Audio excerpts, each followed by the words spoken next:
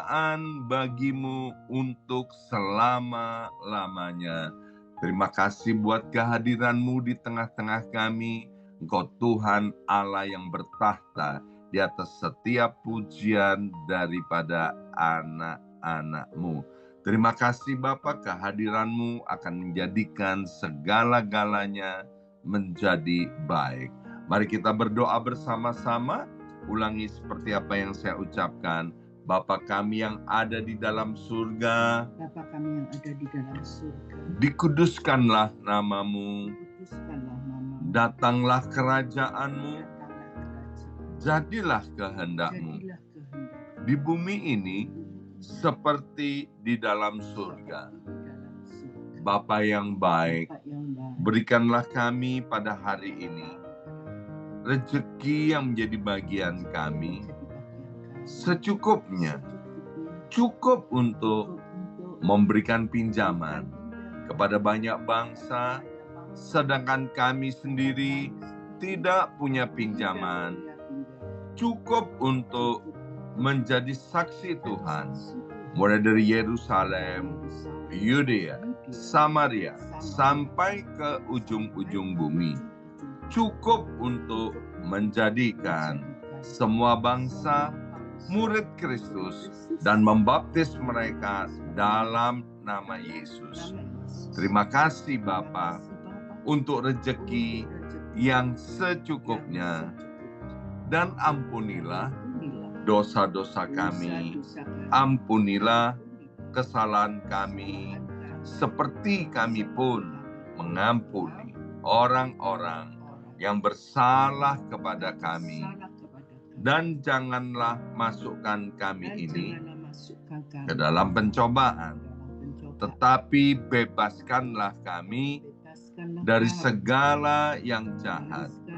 Sebab Engkaulah yang empunya kerajaan, kuasa, dan kemuliaan sampai selama-lamanya.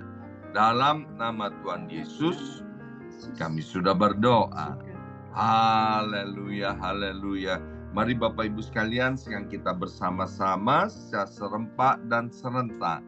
Kita akan menggemakan Mazmur 91 dengan suara yang keras, dengan suara yang lantang dari tempat kita masing-masing. Alkitab berkata, mati dan hidup dikuasai oleh lidah. Siapa suka menggemakannya akan memakan buahnya. 2, 3. Mazmur 91. Orang yang duduk dalam lindungan yang maha tinggi dan bermalam dalam naungan yang maha kuasa akan berkata kepada Tuhan, tempat perlindunganku dan kubu pertahananku, Allahku yang kupercayai. Sungguh Tuhanlah yang akan melepaskan aku dari jerat penangkap burung dan dari penyakit sampar yang busuk. Dengan kepaknya Tuhan akan menundungi aku. Di bawah sayapnya aku akan berlindung. Kesetiaan Tuhan ialah perisai dan pagar tembok. Amin, amin, amin. Terjadi di dalam nama Tuhan Yesus. Aku tak usah takut terhadap kedahsyatan malam, terhadap panah yang terbang di waktu siang, terhadap penyakit sampar yang berjalan di dalam gelap, terhadap penyakit menular yang mengamuk di waktu petang. Walau 1.000 orang rebah di sisiku dan 10.000 di sebelah kananku, tetapi itu tidak akan menimpa aku. Aku hanya menontonnya dengan mataku sendiri dan melihat pembalasan terhadap orang-orang fasik. Sebab Tuhan ialah tempat perlindunganku yang maha tinggi telah kubuat tempat perteduhanku. Amin, amin, amin. Terjadi, terjadi di dalam nama Tuhan Yesus. Malapetaka tidak akan menimpa aku dan tulah tidak akan mendekat kepada kemahku. Sebab malaikat-malaikat Tuhan akan diperintahkan oleh Tuhan kepadaku untuk menjaga aku di segala jalanku. Para malaikat Tuhan akan menatang aku di atas tangannya, supaya kakiku jangan terantuk kepada batu. Singa dan ular tedung akan aku langkai. Aku akan menginjak anak singa dan ular naga. Amin, amin, amin. Terjadi, terjadi di dalam nama Tuhan Yesus. Sungguh hatiku melekat kepada Tuhan, maka Tuhan akan meluputkan aku, Tuhan akan membentengi aku, sebab aku mengenal nama Tuhan. Bila aku berseru kepada Tuhan, Tuhan akan menjawab. Tuhan akan menyertai aku dalam kesesakan. Tuhan akan meluputkan aku dan memuliakan aku. Dengan panjang umur akan Tuhan kenyangkan aku dan akan Tuhan perlihatkan kepadaku keselamatan daripadanya. Amin, amin, amin. Terjadi, terjadi di dalam nama Tuhan Yesus. Terima kasih ya Abba, ya Bapa. Sebentar kami akan mendengarkan sebagian daripada kebenaran firman Tuhan. Berkati hamba firman-Mu, Ibu Pendeta Agustina Maria. Pengurapan-Mu turun atas hamba-Mu dan atas setiap kami. Sehingga firman-Mu itu dapat menjadi pelita buat kaki kami dan terang buat jalan hidup kami. Dalam nama Yesus, yang siap mendengarkan firman Tuhan, angkat jempolnya ke depan dan katakan amin 3 kali. Amin, amin, amin. Salam kebangkitan, salam penuaian. Semangat pagi! Semuanya semangat pagi. Apa kabarnya Bapak Ibu semuanya? Haleluya, senang sekali. Hari ini Jumat 5 April 2024 kita boleh bersama-sama kembali di dalam doa fajar. Dan hari ini kita akan dilayani oleh hambanya dari Jakarta, yaitu Ibu Pendeta Agustina Maria. Shalom Ibu Pendeta Agustina Maria. Shalom Pastor Yongki, salam Ibu, salam jemaat Tuhan, haleluya. Iya, kalau masih ingat Bapak Ibu sekalian, beberapa waktu yang lalu Ibu Agustina bersama suaminya yaitu Bapak Pendeta Markus Sudarji, ya. Kalau nggak salah ingat bulan Mei atau April tahun lalu, ya, boleh melayani kita dalam ibadah online dan onsite ibadah raya pada hari Minggu. Hari ini senang sekali kita boleh bersama-sama kembali, ya. Ibu Agustina, apa kabarnya? Ya, luar biasa baik, Pastor. Terima Luar biasa kasih. baik ya. Nah, tolong tanya Ibu Agustina nanti yang mau share PowerPoint dari Ibu Agustina Nah, atau dari kami? dari tempat Pastor Yongki aja. Ya, Oh ya, baik. Silakan ya. Ibu Agustina, waktu dan tempat untuk Ibu Ya. Agustina. Shalom semuanya, Bapak Ibu, Brosis semuanya. Saya bersyukur, saya senang sekali boleh bersama-sama dengan Bapak Ibu semuanya. Itu semua karena kemurahan Tuhan. Terima kasih buat Pastor Yongki, Bu Yongki, semuanya yang mempercayakan pelayanan yang kudus ini ya, semua karena kasih karunia Tuhan. Nah, pagi hari ini kita mau sama-sama belajar mengalami yang namanya personal breakthrough, terobosan secara pribadi. Saya percaya kita semua pasti mau mengalami yang namanya terobosan pribadi ya. Terobosan pribadi itu seperti apa sih? Bapak Ibu bisa baca sama-sama di dalam Filipi pasal 4 ayat yang ke-6 sampai dengan 9. Nah, terobosannya ini ayat 7 dan 9. Saya baca ayat 7 dan 9-nya dulu ya. Dikatakan di sini, Filipi 4 ayat 7, damai sejahtera Allah yang melampaui segala akal akan memenuhi hati dan pikiranmu dalam Kristus Yesus. Ayat yang ke-9 yang terakhir, ayat yang terakhir, maka Allah sumber damai sejahtera akan menyertai kamu. Jadi personal breakthrough itu apa sih? Ketika kita memiliki damai sejahtera yang melampaui segala akal dan pikiran. Saya percaya ini kuncinya. Dan yang berikutnya apa sih? Allah sumber damai sejahtera itu akan menyertai kita. Saya percaya kalau Allah segala sumber, segala damai sejahtera itu menyertai kita. Yang namanya segala hal itu pasti dah. Berkat apapun juga udah pasti dikasih sama Tuhan gitu loh. Karena dia menyertai kita. Penyertaan Tuhan, damainya, berkatnya itu melampaui segala akal dan memelihara hati dan pikiranmu. Ini luar biasa, keren banget. Kalau kita ngalami ini, saya percaya ini kita pegang teguh janji firman Tuhan ini. Ya Tuhan, amin Tuhan, yes, amin. Saya pasti ngalami ini. Ini luar biasa ya. Jadi kalau Tuhan aja nyawanya jadi berikan sama kita, apalagi hal yang lain. Jadi kata kuncinya ini, kita percaya, yakin Allah sumber damai sejahtera itu akan menyertai kita.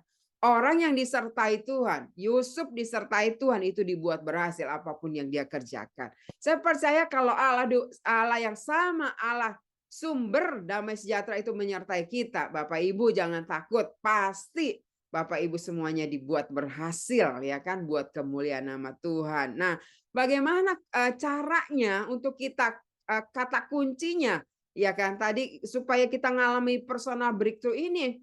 Supaya kita yang namanya mengalami Allah sumber damai sejahtera itu menyertai kita, segalanya itu damainya itu menyertai kita, begitu kan? Nah, gimana caranya? Di dalam ayat 4 ada 4 hal dikatakan di dalam ayat yang keempat, ayat yang ke-6a ya. Yang ke-6a dikatakan jangan khawatir tentang apapun juga. Kalau kita mau ya mengalami personal breakthrough tadi, pertama kuncinya jangan khawatir tentang apapun juga. Don't worry about anything. Ya, dikatakan janganlah kamu khawatir tentang apapun juga, itu kuncinya. Akhir-akhir ini ada banyak orang karena kekhawatiran, karena ketakutan bunuh diri. Ya kita nggak usah lihat di negara Korea lah, artis terkenal, duitnya banyak, cantik, ganteng, bunuh diri. Ini sekarang lagi di Indonesia juga banyak. Mungkin Bapak Ibu pernah dengar WA gitu kan, orang Kristen namanya Kristen. Suami istri bunuh diri, anak-anaknya nggak mau bunuh diri tapi diikat tangannya langsung turun dari apartemen di Teluk Intan. Saya waktu dengar ini belum lama juga ada yang bunuh diri. Nah, baru minggu lalu saya ini habis ada doa puasa nasional kita GBI begitu ya yang wanita. Kemudian kami habis itu lanjut ke Sentul nginep. Ternyata waktu share-share ada salah satu yang berkata, saya minta maaf ya, saya mau pulang besok pagi-pagi saya udah langsung pulang. Kenapa? Karena saya harus mempersiapkan ada jemaat, bukan jemaat. Jadi pendoa syafaatnya anaknya juga bunuh diri. Saya bilang, kenapa bisa seperti ini? Langsung saya bilang, ayo ibu-ibu, besok kita selesai doa puasa ini, selesai dari Sentul kita langsung ke Teluk Intan. Saya bilang, kita doain itu. Kita adakan doa peperangan rohani supaya roh bunuh diri segala macam itu dipatahkan supaya tidak terjadi lagi. Karena itu yang namanya bunuh diri dari Teluk Intan itu dari apartemen itu banyak gitu ya. Beberapa pernah terjadi. Kita bilang kita nggak mau terjadi lagi seperti itu. Kenapa? Karena orang banyak khawatir, takut menghadapi hari depan.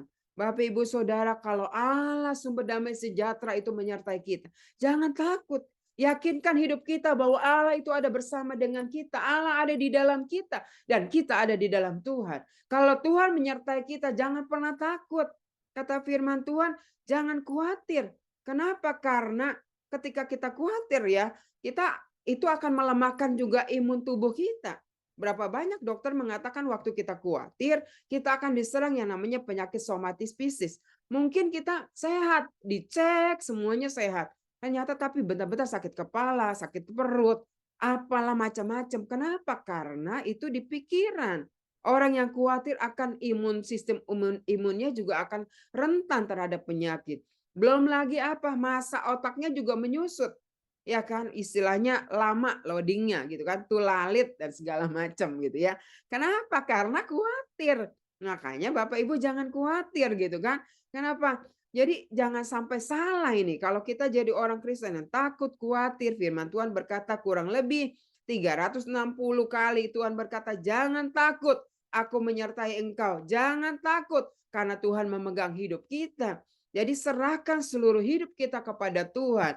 Bahkan di dalam Matius dikatakan pasal 6 ayat 25, khawatir menunjukkan orang tidak tahu bahwa hidup itu lebih penting daripada pakaian, makanan, dan lain-lain. Jadi yang harus kita tuju adalah bahwa hidup ini lebih penting. Hidup untuk apa? Untuk memuliakan Tuhan. Ya hidup Yohanes 10 ayat 10, Yesus datang memberi hidup. Jadi itu yang paling penting, kita minta hidup kita berarti menjadi berkat buat banyak orang. Karena apa? Karena Tuhan sudah memberikan hidup kepada kita. Itu yang harus menjadi pegangan hidup kita. Jadi pertama, jangan pernah khawatir. Don't worry about anything ya. Jadi seperti itu. Yang berikutnya yang kedua ayat 6b dikatakan bahwa kita harus hendaknya berdoa untuk segala sesuatu. Di dalam ayat yang ke-6b dikatakan, tetapi nyatakanlah dalam segala hal keinginanmu di dalam doa. Jadi Tuhan mau kita apa? Kita berdoa kalau mengalami terobosan pribadi. Ayo, selain tidak khawatir, yang kedua, berdoa senantiasa untuk segala sesuatu. Mungkin hal yang remeh-temeh ya, istilahnya tanda kutipnya, sederhana. Tapi Tuhan mau kita itu ada komunikasi. Sama seperti seorang bapak, seorang ibu yang merindukan kita tuh anak-anak ada komunikasi. Tuhan juga mau. Tuhan nggak pernah capek ngedengar keluh kesah kita. Berdoa aja. Sederhana pun Tuhan mendengar ya. Beberapa tahun lalu, kurang lebih 8 tahun ya, 8 tahun setengah yang lalu, anak kami bilang gini, "Mah, rumah kita di mana sih, Mah?" "Ya inilah yang kamu tinggal." "Enggak, ini bukan rumah kita. Ini rumah kontrakan ya." Saya bilang sama aja kita bisa tinggal, malah kita enak bisa menikmati berbagai tipe rumah gitu ya. Jadi nggak apa-apa, udah pokoknya saya dan Pak Markus itu nggak pernah mikir rumah, pokoknya udah yang namanya melayani Tuhan, komandan kita Tuhan, pasti Dia perhatiin. Jadi kami tuh nggak pernah berdoa untuk yang gitu-gitulah. Pokoknya berdoanya buat jiwa-jiwa, berdoa biar dipakai Tuhan begitu. Ternyata ini anak, udah ayo kita berdoa Pak, Ma, ayo berdoa. Doa mesbah keluarga, dia selalu bilang, aku yang berdoa buat rumah. Aku berdoa buat rumah yang bungsu itu ya. Dan Tuhan lihat kesederhanaan dia berdoa, nggak berapa lama kita adain mesbah doa, sampai akhirnya Tuhan buat mujizat gitu kan. Ada tanah yang dari developer masih bisa didiskon 30% dan boleh cicil 48 kali, gereja bisa cicil. Saya mikirnya gini, nggak mau punya rumah gini. Rumah yang 6 kali 8 aja udah 1,2 M waktu itu yang kami tinggalin. Nanti aduh gereja harus cicil dan segala macam. Nanti buat proyek gereja gimana uangnya? Udahlah, pokoknya nggak usah mikir itu, nanti Tuhan sediakan gitu ya. Nah tapi Tuhan luar biasa begitu kan. Apalagi kalau misalnya rumah yang dibangun dan segala macam yang lebih besar begitu, tentunya lebih besar lagi. Waktu itu pas kita tanya-tanya udah 2 M lebih. Aduh udah nggak usah mikir rumah. Tapi doa, ungkapan doa seorang anak, Tuhan dengar. Dia bilang, udah pokoknya aku yang tiap hari, tiap kali ada mesbah keluarga, aku yang pimpin doa. Jadi Tuhan dengar gitu ya. Akhirnya kita Pak Markus ke developer, ternyata ada tanah, masih ada satu kapling yang milik developer gitu ya. Jadi masih bisa diatur sama developer. Oke, dicicil 48 kali tanpa DP. Karena kalau pakai DP 30% uang dari mana begitu tanpa DP. Kemudian yang luar biasanya gini, belum selesai cicilan, harusnya kan lunas dulu baru bisa dibangun. Belum cicilan selesai 4 bulan kami mengajukan, boleh bangun nggak? Boleh. Itu luar biasa. Terus duitnya dari mana? Kita cuma bilang, Tuhan pokoknya ini ya, yang ini tadi anak itu ya, dia bilang, Tuhan pokoknya ini katanya nggak ada uang Tuhan, Pak, Tuhan sediain. Dan yang luar biasa, Tuhan itu bisa jemaat kasih, terus ada yang bukan jemaat tiba-tiba kasih cek sekian ratus juta, sekian ini ada kirim lagi kirim. Itu yang dibilang. Waktu kita berdoa, berdoa untuk segala sesuatu, pray for everything. Mungkin sederhana. Ya anak saya doanya seperti itu ya. Waktu itu sekarang dia udah 17 tahun. Ya berarti kan 8 tahun doanya itu 9 tahunan sekitar. Berarti masih kecil begitu kan. Tetapi Tuhan lihat hati. Jadi Tuhan itu akan melihat pergumulan kita, gitu ya, hati kita yang tulus, yang ditujukan kepada Tuhan, ya. Ya itu yang kedua. Yang berikutnya, yang ketiga, gimana kita ngalami terobosan secara pribadi. Ayat yang 6c dikatakan di dalam ayat yang ke-6c, dalam segala keinginanmu kepada Allah dalam doa dan permohonan dengan ucapan syukur. Jadi ayo kita berdoa, yang tadi berdoa untuk segala sesuatu, yang ketiga mengucap syukur untuk segala sesuatu, give thanks for everything. Jadi Tuhan menghendaki gitu ya, kita tuh mengucap syukur dalam segala hal apapun, kita doa mengucap syukur. Orang yang tidak mengucap syukur sebenarnya mau bilang sama Tuhan, Tuhan nggak becus ya, tanda kutipnya begitu. Jadi orang yang suka bersungut-sungut, tidak mengucap syukur, dia sama aja seperti memberontak sama Tuhan, ya. Kemudian dia juga merasa bahwa dia lebih hebat dari Tuhan, gitu kan? Kalau orang yang tidak mengucap syukur. Ya, ada seorang petani, ya dia jemur cengkehnya, kemudian tiba-tiba mendung, dia beresin cengkehnya, dia tiba-tiba matahari terbit itu lagi, apa istilahnya kelihatan lagi gitu, mulai agak panas, dia keluarin lagi cengkehnya. Wah, terima kasih Tuhan gitu kan. Nggak berapa lama mendung lagi gitu. Dia masukin lagi, sampai 3 kali dia marah sama Tuhan. Tuhan, ya Tuhan kalau nggak bisa ngatur cuaca, saya yang ngatur Tuhan. Orang yang tidak mengucap syukur seperti itu gitu loh. Mau protes sama Tuhan, seolah-olah dia yang lebih hebat sama Tuhan ya. Jadi harusnya apapun yang terjadi dalam hidup kita, mari ucapkan syukur ya kan. Ucapkan syukur karena itu yang Tuhan kehendaki. Apapun yang terjadi, kalau kita masih bisa bernapas, ucap syukur. Terjadi apa? Kita ucap syukur masih dikasih kesempatan sama Tuhan gitu ya. Jadi jangan pernah berbantah, bersungut-sungut karena kata firman Tuhan, orang yang bersungut-sungut itu mati dipagut ular kan? Dipagut ular, kemudian dipagut, kemudian dikenain api begitu ya. Kenapa? Artinya tanda kutipnya ketika kita bersungut-sungut, terjadi persungutan di dalam kehidupan kita, kita akan mudah diserang oleh kuasa kegelapan. Kita akan mati kerohanian kita. Kita tidak akan mengalami terobosan. Karenanya ucapkan syukur dalam segala hal.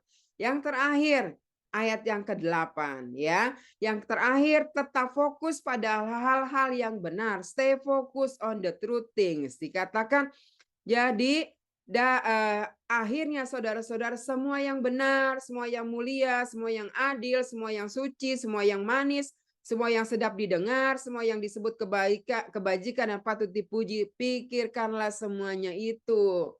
Jadi Tuhan menghendaki kita fokus pada hal-hal yang benar. Artinya apa sih? Ayo kita tuh respon benar terhadap situasi apapun, keadaan apapun ya, terhadap orang yang mungkin di sekeliling kita ngadepin apapun, kita itu yang penting respon. Ada banyak tuh orang berespon negatif, situasi benar, respon kita negatif, akhirnya akibatnya tetap negatif. Tapi kalau misalnya situasinya mungkin negatif nih, nggak bagus, tetapi respon kita tetap benar. Kita fokus pada hal yang benar. Saya percaya Tuhan tolong. Saya percaya Allah tidak pernah meninggalkan saya. Itu akan jadi baik. Karena apa? Karena kita ucapkan baik, pikiran kita baik, terjadilah hal yang baik gitu ya. Jadi respon sangat menentukan. Makanya firman Tuhan dikatakan, akhirnya saudara-saudara semua yang benar dan bla bla bla, semuanya ayo fokus pada hal yang benar, bukan pada hal yang negatif. Kalau Bapak Ibu bangun tidur di depan rumah Bapak Ibu, ya saudara, ada kotoran sapi yang besar begitu kan. Nah Bapak Ibu bergantung ya mau responnya gimana. Kalau yang negatif dia akan bilang, ini ada tetangga nih kurang ajar nih, saya akan lihat CCTV siapa yang kasih nih ya, pagi-pagi mau ajak berantem. belum tahu kalau saya ini juara se-RT gitu kan. Juara apalah pedang atau juara apa gitu. Tapi kalau orangnya responnya benar, fokus pada hal yang baik gitu, yang benar, bahwa Tuhan selalu pelihara dia, dia juga Tuhan menghendaki dia tetap berbuat baik, berkata-kata positif dan segala macam, dia akan berkata, "Oh, puji Tuhan, pagi-pagi sekalipun dikasih kotoran binatang ini buat pupuk tanaman." Ya kan? Terima kasih Tuhan. Nah, jadi segala sesuatu ayo fokus pada hal-hal yang positif, yang benar. Jadi kalau mau mengalami, terobosan pribadi, yang pertama jangan pernah khawatir, yang kedua selalu berdoa, yang ketiga selalu mengucap syukur, yang keempat tetap fokus pada hal-hal yang benar. Amin buat firman Tuhan. Saya kembalikan kepada Pastor Yongki. Tuhan memberkati Bapak Ibu Saudara semuanya. Mari kita berdoa. Bapa, kami bersyukur buat pagi hari ini Tuhan, buat kasih karunia Tuhan. Selalu mengingatkan kami karena Engkau baik Tuhan. Engkau Bapa yang setia, yang tidak pernah meninggalkan kami. Karenanya Tuhan kami mau Tuhan firman ini yes terjadi amin dalam hidup kami Tuhan. Kami mengalami semua kami yang ada di tempat ini Tuhan mengalami terobosan secara pribadi. Segala hal yang kelihatannya sulit akhir-akhir ini Tuhan, tetapi itu tidak akan terjadi lagi karena kami semuanya sudah mengalami Tuhan personal breakthrough Tuhan, terobosan pribadi, pemulihan dalam bisnis, pemulihan dalam pekerjaan, dalam keluarga, dalam hal keuangan, dalam rumah tangga, dalam apapun Tuhan sudah bukakan jalan karena Allah selalu menyertai kami Tuhan. Karenanya Tuhan ajar kami terus Tuhan.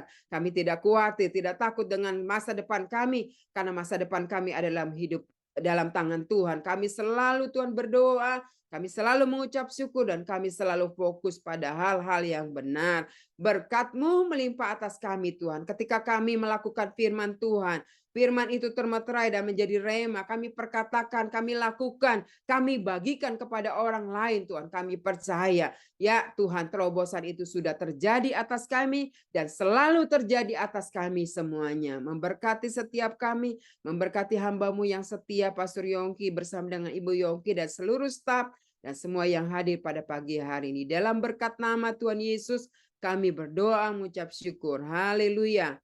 Amin.